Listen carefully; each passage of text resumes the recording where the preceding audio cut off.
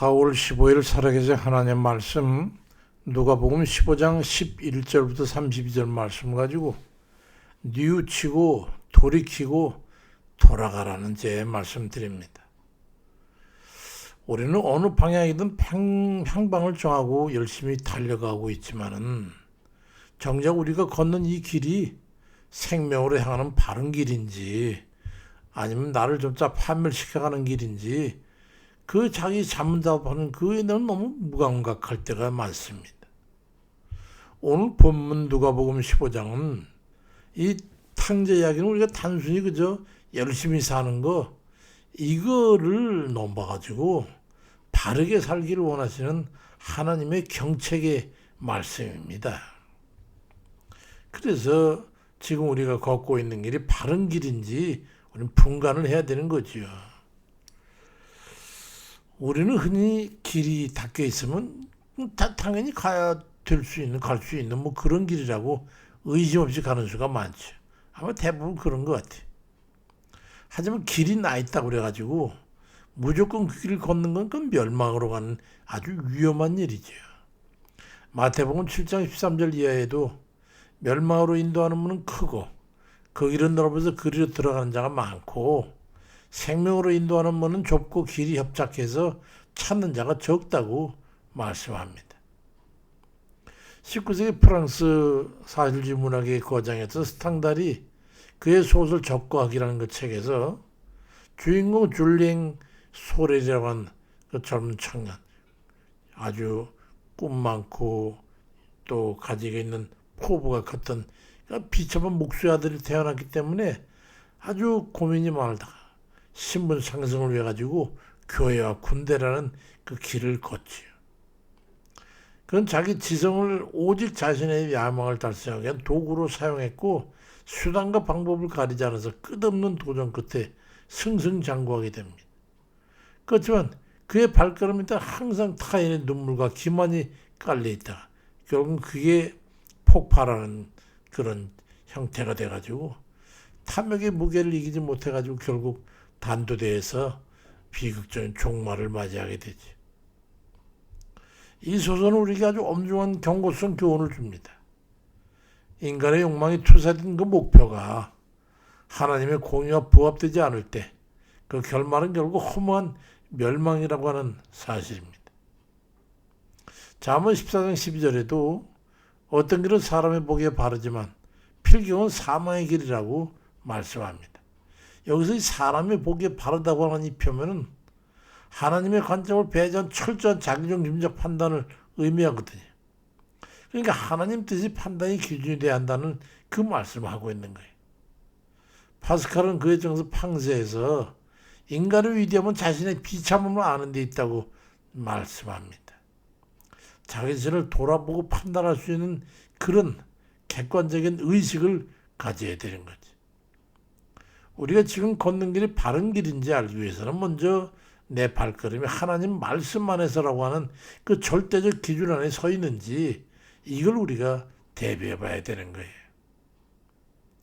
그 자신의 처지를 깨닫지 못하면 결국 패망을 당하게 되는 거지. 오늘 본문의 둘째 아들은 아버지를 떠나가지고 먼 나라에 가서 허랑방탕하면서 자신 자유의 길을 걷고 있다고 착각을 했지만은 사실 흉년과 결핍이 난 돼지 먹는 쥐염 열매조차 제대로 배불리 먹지 못하는 비참한 노예의 삶을 살고 있었던 거잖아요. 근데 거기 중요한 정한점이 있어요. 스스로 돌이켰다는 거예요. 자신의 처지를 깨닫게 된 거죠. 키에르케고르는 절망은 죽음에 이르는 병이지만 동시에 하나님을 만나는 길이 되기도 한다고 그리 말했습니다. 내가 누구인지, 현재 내가 하나님 앞에서 얼마나 가치 있는 삶을 살고 있는지를 깨닫는 순간이 바로 구원의 시작이 되는 거예요. 어거스틴은 그 청년 시절 지를 찾기에 만유에 심취하고 쾌락을 쫓아 13살이 이미 애를 낳고 하는 그런 상상 이상의 그런 방탕한 생활을 했지만 그러고 나서 살면서 그건 자신의 영혼이 세상에 어떤 학문과 쾌락으로도 채울 수 없는 그런 갈증을 가지고 있다는 걸 깨닫고 비참 속에 때로는 통곡하곤 했어. 그의 어머니 모니카가 죽고 나서 그 뜰을 거닐던 때에 갑자기 귀에 들렸어요. 듣고 들고 읽어라.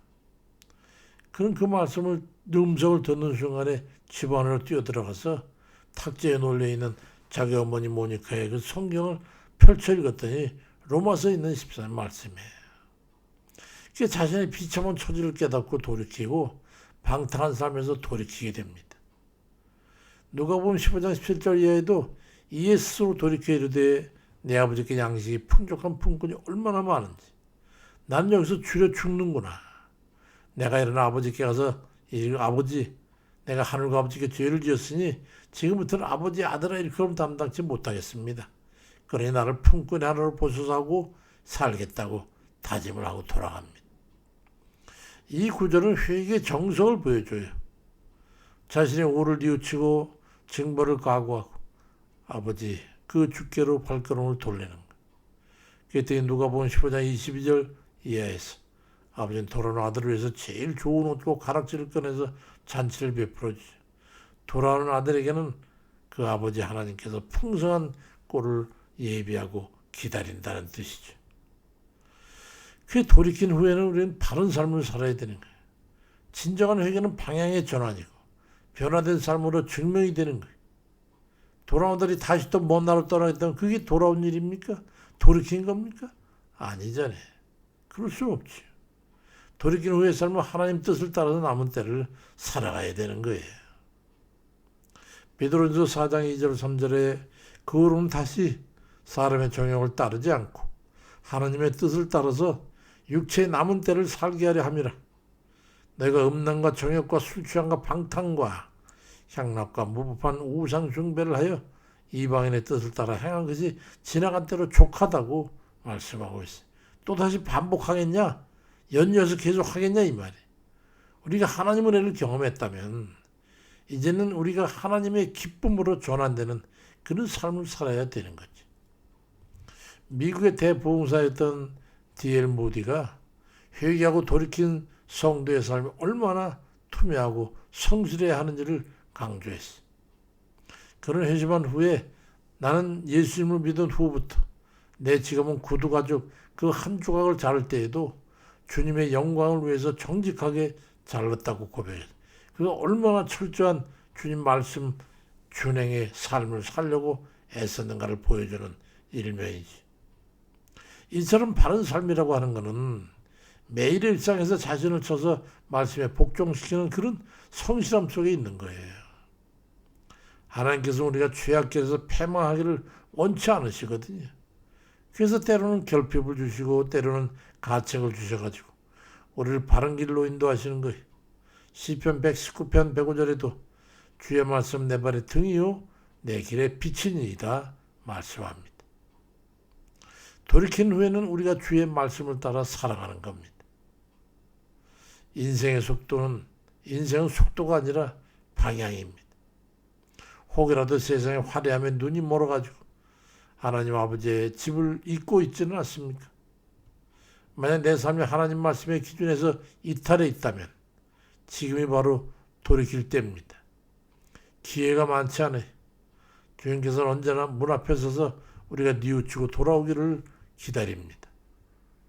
비참한 돼지 우리에서의 삶을 청산하고 아버지의 따스한 품 안에서 진정한 안식과 평안을 누리는 그런 정말로 복된 우리 모두가 되시기를 주의 이름으로 축원드립니다. 아멘입니다.